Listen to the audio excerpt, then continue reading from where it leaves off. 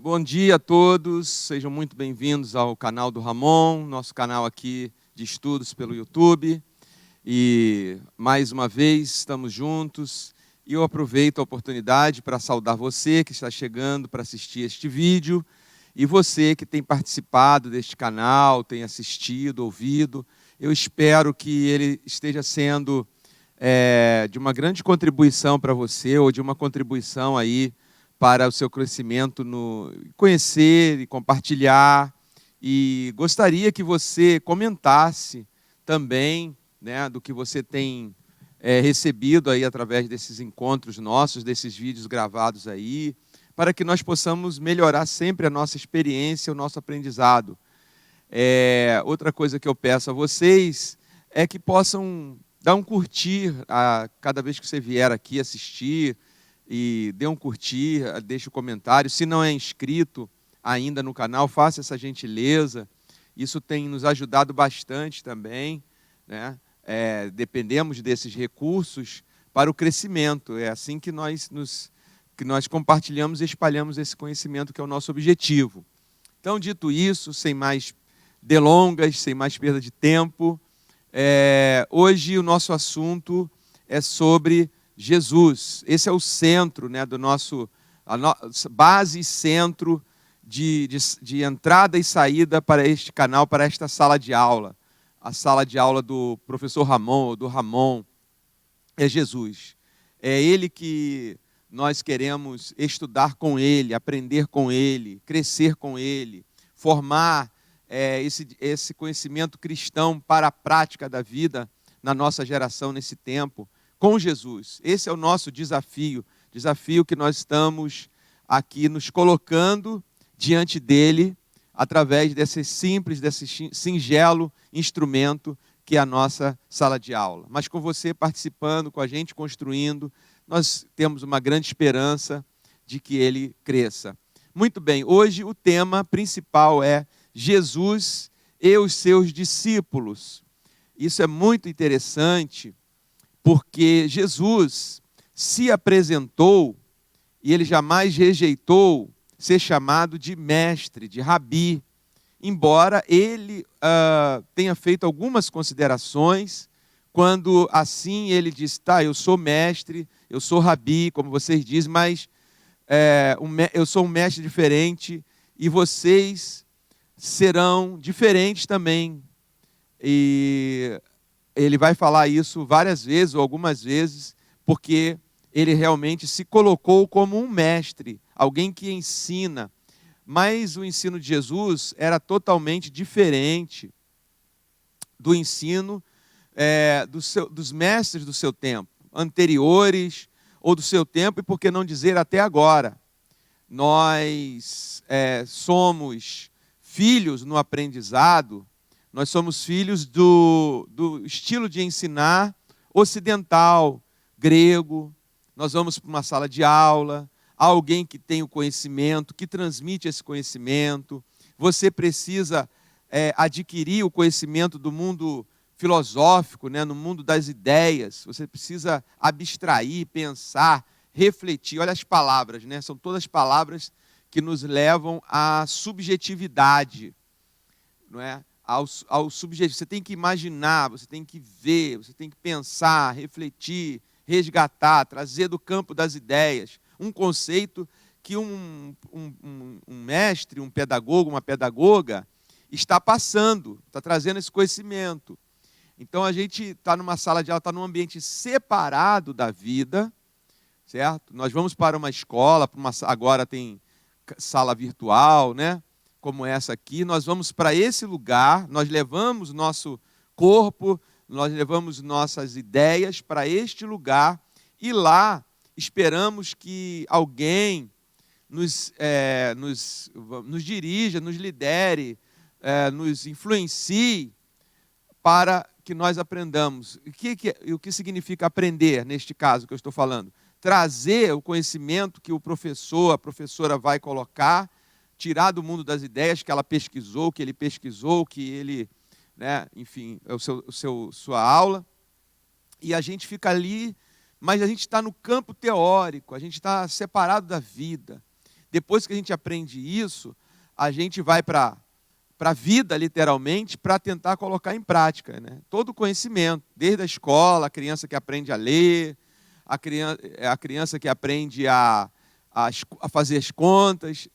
Você pode ver esse exemplo, que nós vamos para a escola desde crianças, aprendemos a fazer contas, mas nunca usamos essas contas em casa, né? A gente não aprende a medir quanto de feijão vai para o prato, quanto de arroz vai para o prato, quanto subtraiu ali, quantas colheradas. Quer dizer, poderia fazer parte da vida, mas na escola parece que aquilo não tem nada a ver com a vida. 1 mais 1 é igual a 2, 2 menos 1 é igual a 1, né? E por aí em diante. Nós não conseguimos conectar, temos essa dificuldade que muitas vezes vai permanecer ao longo de toda a nossa vida. Mas Jesus não ensinava assim. Por isso que ele já começa sendo um mestre diferente. Diferente porque ele não formou uma escola. Uma escola, na sua época, poderia ser uma escola rabínica. Ele poderia ser associado a uma tradição de um grande mestre da lei, um grande rabino. Por exemplo, Paulo, ele vai dizer depois que ele foi educado aos pés de Gamaliel. E esse Gamaliel devia vir de uma tradição de outros que foram escrevendo suas interpretações, seu conhecimento durante séculos ali para o povo judeu, e aí mantém aquela escola daqueles rabinos que entendem tal fato da Torá ou da lei daquele jeito. Então fazia-se aquela escola daqueles rabinos. Podia haver também uma influência mais helenista, mais desse mundo grego que eu falei, né? Mais da abstração das ideias, né? As coisas separadas, o que eu penso, o que eu faço, que seria até uma influência que tinha os saduceus. Eles eram mais helenistas, mais ocidentais, mais modernos para a época, digamos assim, né? Talvez ali havendo até uma hora eu vou falar em algum vídeo sobre isso aqui, mas havendo aquela tensão entre essas seitas, os fariseus que se sentiam mais puros por seguirem essas tradições dos rabinos, dos mestres que eles consideravam mais santos, mais santo, quanto mais, para assim, na concepção deles, mais original da palavra, como a gente diz hoje. A gente não fala assim, olha, isso daqui é a palavra pura, mas na verdade são interpretações, né, da palavra. A palavra é uma só, mas tem as várias correntes de interpretação de doutrinas que foram criadas a partir daquelas interpretações. Enfim, então havia essas tensões lá também. Alguns que viam os fariseus, nós somos os mais puros porque nós seguimos a lei ao pé da letra. Os saduceus, eles não são tão puros porque eles já usam metodologias, formas pagãs, mundanas, gregas, leia-se assim, de ensinar filosofias e tal e tal. Então tá, aí Jesus está nisso. Bom, então hoje vamos ver como que Jesus formou o seu ministério, seu serviço de ensino. De uma maneira realmente surpreendente até hoje, porque ele vai basear o seu ministério naquela região da Galileia. Tem um vídeo aí que fala isso, aquela geografia religiosa, a geografia do ministério de Jesus, também, que tinha a Judéia, tinha a Galileia, tinha a Samaria, e outras regiões ali naquele mundo palestínico, mas o ministério de Jesus se desenvolve entre os judeus, onde todas essas concepções, onde se esperava o Messias, né, na Judéia e na Galileia. A Judéia era o centro da fé, porque era na Judéia, em Jerusalém, que estava o templo, o grande templo, o orgulho nacional, a grande foco de esperança nacional e internacional dos judeus que não viviam naquela região do Oriente Médio, em outras regiões do Império Romano, mas que estavam sempre de olho lá no templo por esperarem a vinda do Messias e creem, os judeus que eram devotos naquela época, criam que o Messias se apresentaria no templo, em Jerusalém. Então, todos os olhares estavam voltados para o templo. o grande sacerdócio levítico dos judeus estava todo acontecendo no templo. E fora da Judéia, tinha a região da Galileia, onde andavam, né, esses mestres, ou tinham esses rabinos nas suas sinagogas, nas suas aldeias, cada uma assim. Então ali era um lugar mais popular, certo? E Jesus se estabeleceu neste lugar como base do seu ministério. Galileia dos gentios. Galileia que era discriminada por essa elite, digamos assim, sacerdotal. E nesse conceito, quando Jesus foi apresentado a Natanael, o que o Natanael disse? Mas pode vir alguma coisa da Galileia? E aí revela o preconceito da época. Galileia não, se fosse de Jerusalém, nasceu, veio, está pregando em Jerusalém, ou acho que ele já... Mas a pessoa falou assim, eu encontrei o Messias. Onde? Na Galileia. Mas pode vir alguma coisa boa de lá? É o preconceito. Cada época tem o seu ou os seus preconceitos. E aí Jesus teve que quebrar isso e dizer, eis aí um varão galileu, um varão israelita em quem não adolo. Você me conhece? Você estava sentado embaixo de uma árvore, eu vi você. Aí ele começou a crer, porque viu que havia algo ainda diferente, não comum naquela pessoa, mas ainda não estava crendo que era o Messias. E outros daquela região são pescadores, são trabalhadores, trabalhadoras, gente dali, não é ninguém formado em, vamos dizer assim, numa pré-escola, num seminário para seguir a Jesus. Ninguém foi preparado para isso. Foram chamados, essa expressão é muito importante, foram chamados pessoalmente no Mar da Galileia, onde os pescadores estavam, na coletoria, onde Levi, que vai se chamar Mateus, estava ali publicando, trabalhando, fazendo aquele trabalho também que era bastante discriminado pela profissão que ele tinha. Vai chamar homens, né, como Judas Iscariotes, Judas Tadeu e outros, né, Bartolomeu, Tiago Alfeu, vai chamar Tomé, vai chamar essas pessoas, os irmãos, né, os filhos do trovão, Tiago e João, Pedro. Ele vai formar um grupo, então, seleto de 12 discípulos. Mas não eram só esses 12. Esses, digamos assim, é uma espécie de núcleo que anda permanentemente com ele para todo lugar, que tem experiências mais próximas o tempo todo, não é? Mas ele tinha discípulos em toda a Galileia, e discípulas também. Chama muita atenção que Jesus era seguido por mulheres. Maria, Marta, a própria mãe dele se tornou uma seguidora, uma discípula. A Maria chamada Madalena. Então Jesus tinha várias discípulas também, que não entravam no grupo, digamos assim, de discípulos, sem o chamado dele. Então essas pessoas foram chamadas. Todos, mas ele desse grupo todo que o acompanhava, se ele estivesse na Galileia, estariam ali, perto da aldeia delas. Inclusive quando ele ia para Jerusalém, ele não ficava hospedado na cidade.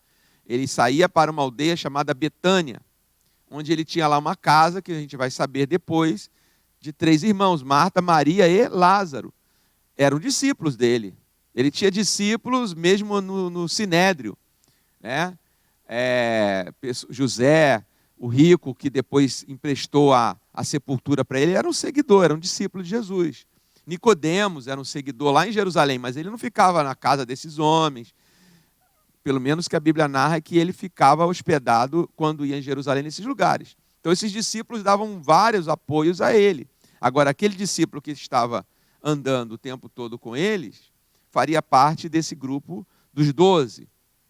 Isso já é um diferencial também nesse ministério de Jesus, na maneira como Jesus chama seus seguidores, na maneira como Jesus fez seus seguidores, formou seus seguidores, que vai dar a base, esses 12, claro, depois Judas sai, mas vai haver uma substituição, Judas Iscariotes, né, você sabe a história, mas são esse núcleo que vai dar a base para a igreja dele, para serem hoje apóstolos, aqueles que depois vão disseminar, vão levar o evangelho. Antes mesmo da morte dele, da ressurreição, ele disse: vocês serão minhas testemunhas, vocês vão dizer isso. Ele já começou nisso quando separou de 2 em 2 e disse: vão a vilas, aldeias, preguem, expulsem demônios, curem pessoas, e se vocês forem bem recebidos, deixem a paz ali. Se vocês forem mal recebidos, saiam dali, não fiquem naquele lugar, naquela aldeia, naquela casa. E eles voltavam maravilhados: nossa, os demônios estão caindo diante de nós, pessoas estão sendo curadas igual o Senhor faz. Veja que é um ensino diferente, de novo, daquele ensino, daquela forma que a vida separada da prática. Não tem assim, não pega uma lousa e, né, e demônio, tá? Você vai pôr a mão assim e falar sai, né, ou falar qualquer coisa. Não, ele mandou, não disse. Eles voltam experientes. E aí ele dá um ensino dele, fala: o mais importante não é isso, que vocês estão fazendo isso, isso e isso, que estão vendo isso acontecer. O mais importante é a salvação, o mais importante é o reino de Deus que está sendo disseminado através da pregação dessas obras, e que o nome de vocês estará arrolado nesse reino. Vocês farão parte dessa cidadania, vocês serão esses discípulos para isso. Há um objetivo maior. Meu objetivo, né? Aí você vê a aplicação do ensino. Não é a teoria primeiro e a prática depois. Vem uma prática e a teoria, se é que eu posso chamar assim, a aplicação dessa prática. Por que vocês estão fazendo isso? Para tal. Então, veja, agora, depois que ele ressuscitou, ele vem a eles, né? Lembra, fugiram com medo da perseguição que eles temiam que houvesse. Eles fugiram, voltaram. Quem era galileu foi se esconder nas suas vilas na Galileia, voltar à sua vida normal. Os pescadores, Pedro, Tiago e João, e foram pescar de novo. Vão voltar à vida antiga para até encobrir esse tempo que a gente passou como seguidor de Jesus. E ele foi lá, ressuscitado, ele foi a esses lugares, ele esteve com eles. E é interessante como ele surge, né? E ele disse: olha, vocês vão receber poder ao descer sobre vocês o Espírito Santo, e vocês serão minhas testemunhas. Mas antes disso, antes de ele ter ressuscitado, ele já tinha feito uma oração sacerdotal que está em João, e disse: não vou deixar vocês órfãos, vou enviar o Pai e o Filho. Quem guarda as minhas palavras, quem guarda esse ensinamento, o Pai e o Filho farão morada nele. E quando eu for para o Pai, não vou deixar vocês órfãos. Vou enviar outro Consolador, ou seja, o meu substituto, que vai lembrar a vocês todas essas coisas. Quer dizer, o Espírito Santo que vem dinamizar aquele conhecimento. Então, outra maneira também do discipulado de Jesus, né? Que não é apenas use agora essas ferramentas, use seus poderes humanos, emocionais, psíquicos e etc., filosóficos, para vocês disseminarem esse conhecimento. Não, vai ser dinamizado pelo Espírito Santo, que vai me substituir. É como serei eu, só que vocês não me verão mais nessa carne, mas vocês verão o Espírito Santo, o Espírito de Deus que habita, que é Deus, né, na Trindade, vai estar com vocês. E é Ele que vai potencializar, que vocês vão sentir vontade, vocês vão sentir disposição, motivação, vão ter essa inteligência, vai lembrar, vai conectar seus neurônios, vai fazer com que os demônios se submetam, vocês vão fazer obras maiores que eu, né? E tudo isso Jesus, então, está entregando. Não há mestre que faça isso para seus alunos, digamos assim, que nenhum mestre tem esse poder de transferir seu próprio espírito, digamos assim, para seus alunos e dizer: vocês serão potencializados assim, né?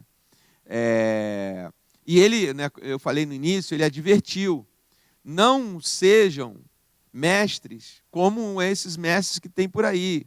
Não fiquem almejando, façam do ensino como se diz, uma coisa política, né? Uma projeção política para status social, quando ele diz: não fiquem almejando sentar na cadeira do Moisés, porque os sacerdotes tinham criado isso, aquele paramento todo, aquele ritual todo, né? Então a pessoa tinha orgulho, a pessoa seguia um mestre para um dia sentar na cadeira dele, ter um status social. Ele falou: eu não sou esse mestre, e vocês, meus discípulos, não serão mestres assim, porque comigo o mestre não é maior que o discípulo. Eu lavo os pés de vocês, eu ando com vocês, e vocês serão meus seguidores assim. E aí, já indo para o encerramento aqui dessa fala nesse dia, é muito importante que digamos assim, essa escola de Jesus, né? Eu estou reduzindo um pouco, mas escola de Jesus, ou ensino de Jesus, se dá não de uma maneira hierarquizada.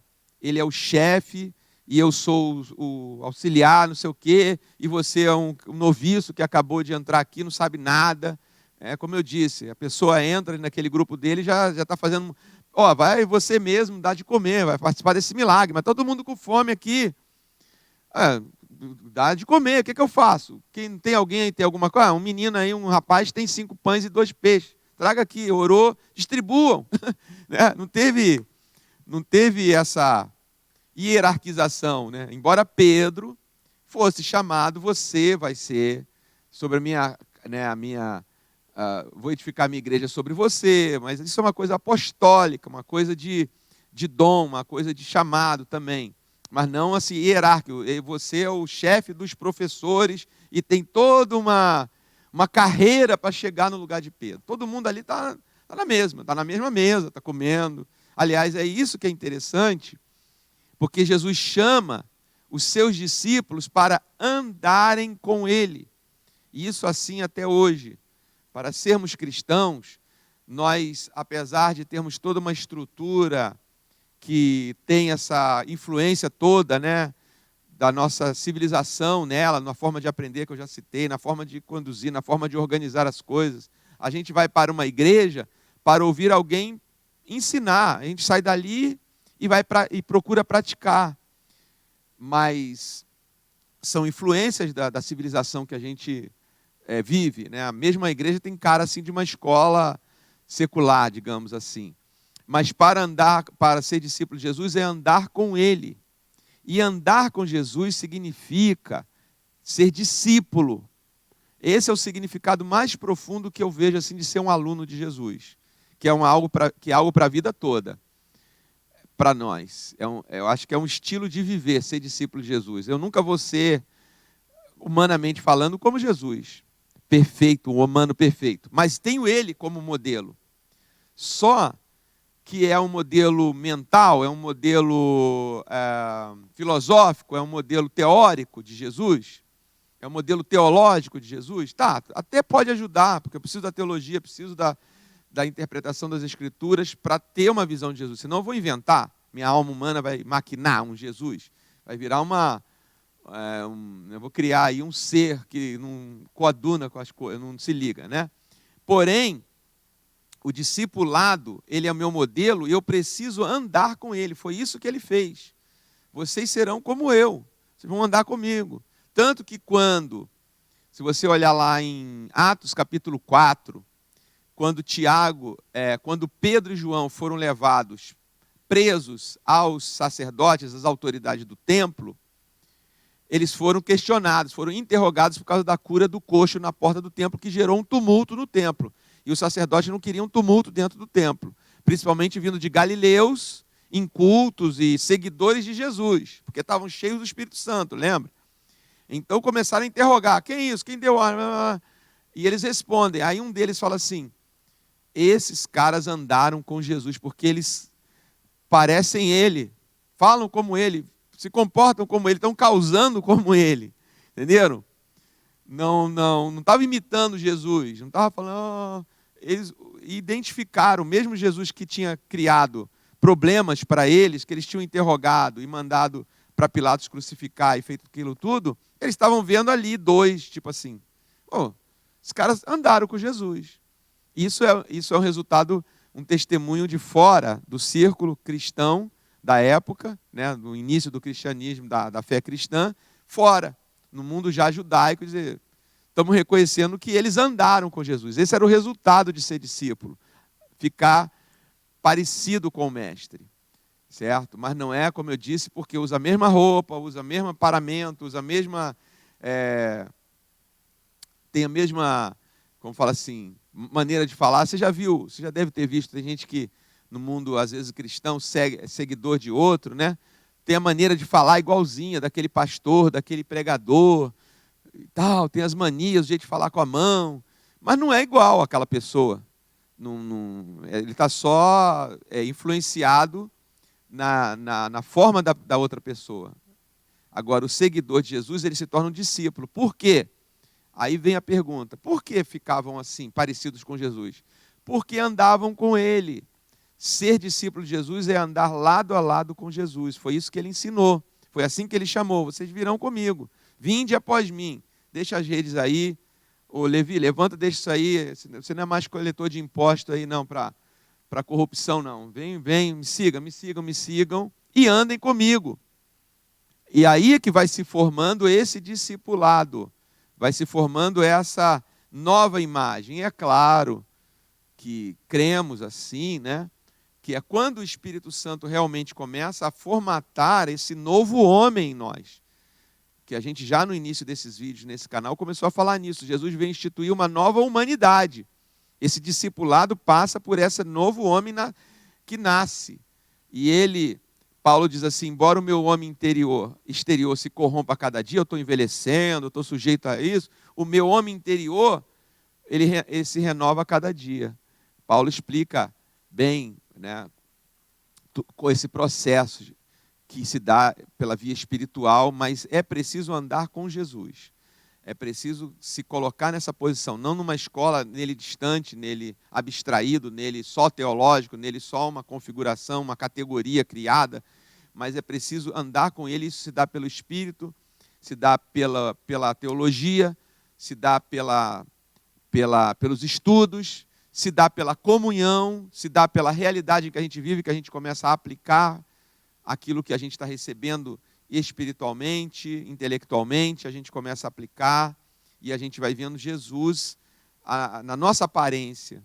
Então, esses são os discípulos de Jesus, que ele começou lá pessoalmente, formou a sua igreja com essa base, seu grupo, seus chamados. A igreja quer dizer isso, a assembleia, os chamados para fora. Ele os chamou para serem discípulos. Depois, em Pentecostes, em Atos 1:8, antes de Pentecostes, ele disse, vocês serão minhas testemunhas, não só os 12. Todo mundo que está aqui vai ser minhas testemunhas. Todo mundo que vier para esse grupo chamado igreja vai ser meu discípulo. Vai de 2 em 2, vai na sua vida, né? Paulo vai radicalizar, diga assim, radicalizar, que ele vai dizer, portanto, quer comais, quer bebais, quer façais outra coisa qualquer, façais tudo para a glória de Deus. Não só vir num culto, não só ir numa instituição religiosa para aprender, da igreja, não só no seu dia a dia, mas até na coisa mais simples da vida, que é o alimento, faça isso para a glória de Deus. Pense como discípulo, haja como discípulo. É isso que realmente faz parte desse jeito cristão de ser, né? Que foi formado pelo mestre chamado Jesus de Nazaré, Jesus Cristo. Então é isso, queridos. Eu conto aí com a sua participação, suas observações, alguma coisa que você possa ver, né, enxergar na Bíblia, no Novo Testamento, na caminhada cristã sua, da realidade atual, colocar aí nos comentários. Como eu lhe disse, isso vai fazer com que cresça esse conhecimento. É o meu objetivo. Meu objetivo, como discípulo de Jesus, é discipular. Procurar esse discipulado. É isso que eu estou fazendo. Esse está sendo o meu laboratório. O que você vem fazer na sala de aula do Ramon? É isso que eu convido você a vir buscar. Então, eu preciso que você participe, certo? Eu quero deixar você bem à vontade. Ninguém é obrigado a entrar aqui, escrever nada, dar curtida, dar joinha, ser inscrito, nada. Mas se fizer essas coisas, principalmente comentar, trazer algo da vida, alguma experiência atual, da igreja, do mundo atual, trazer. Eu sei que hoje a internet é um campo, assim, às vezes, difícil, mas a gente vai filtrando, a gente vai vendo que está coerente com a sala, com o conteúdo da sala, e vai procurando responder, para ajudar. Esse é o nosso objetivo. Tá ok? Então, Deus abençoe. Até o próximo vídeo. Conto com vocês lá. Até mais.